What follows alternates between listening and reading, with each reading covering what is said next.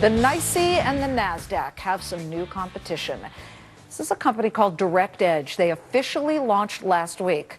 They're taking on the big guys. Let me tell you about America's newest and third largest exchange, DirectEdge. They acknowledge orders in 340 millionths of a second. They can transmit 220,000 messages a second, and they have the capability to handle 5 billion trades a day. So what does all this mean for the market and for you? Joining us now, first official week, William O'Brien is the CEO of DirectEdge. Where did you get the idea you could take on the august New York Stock Exchange and the very strong NASDAQ?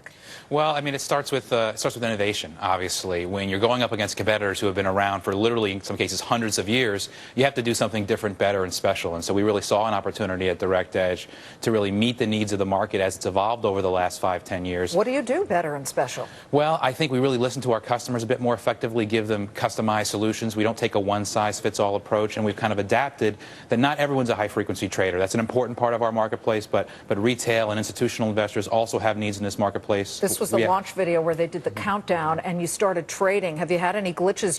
You've got two separate platforms, EDGA and EDGX.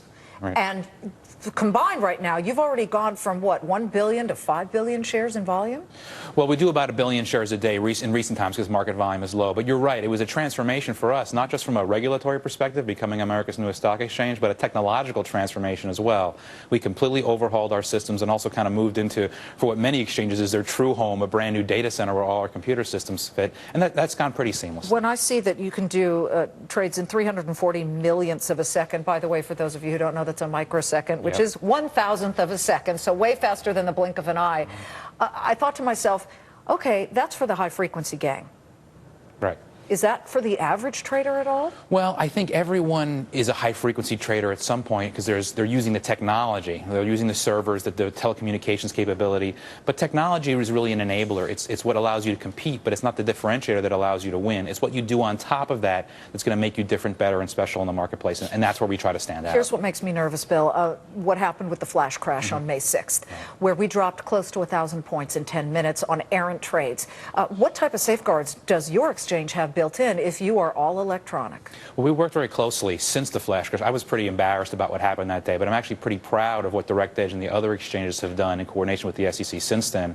We put these circuit breakers on the books, so if a stock is falling very rapidly in a very short period of time, we take a brief pause. You saw that happen earlier today with Cisco to see, is it legitimate, is it not? And if it's not, it doesn't spook the markets and we reopen in a productive fashion. You've got NYSE listed shares also trading on your exchange as well as NASDAQ shares. That's right. Will you eventually have people list on your exchange electronically? Well, or are you trying to grab that business away? Well, in one of my former lives, I was a listings executive at NASDAQ, so that's a big challenge. It's a very brand-conscious decision for many companies, but we are looking very closely at the capital formation process. You know, to get this economy moving again, we need to be creating jobs. We need to have the public markets as a realistic home for the next generation of great American companies, and maybe we can play a role there potentially down the road. Yesterday, I was at BGC's trading floor. Electronic, yet they have the human touch. And Howard Lutnick, who runs the place, said there will always be these guys to make sure. Now, what they do is slightly different. They make more on their trades for obvious reasons because they're finding buyers for sellers and matching that up. But do you think that eventually the human trader will be a thing of the past? Well, I agree with Howard that there's always going to be a role for humans in the process. It's just where that point in the value chain is. For us, it's on the development side, coming up with the technology, the sales and product management side, customizing solutions for our customers to help their customers. Do you save customers money? Absolutely. How? Absolutely. Well, one example is a product we rolled out on the exchange called the Midpoint Match, where you can actually get an execution in between the best bid and the best offer. And on our first week of trading, on some days, we were doing upwards of 30 million shares a day alone in that product, saving an investor, collectively $150,000 a day, which is, $40 million plus a year. When are you going public? IPO?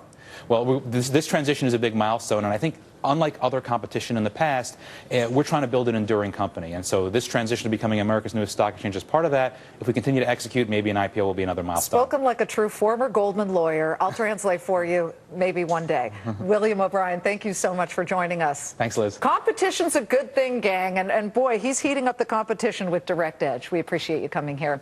Closing bell ringing in 9 minutes. We've got the bottom line on the trading day next. Dow is down about 31 points. Stay tuned.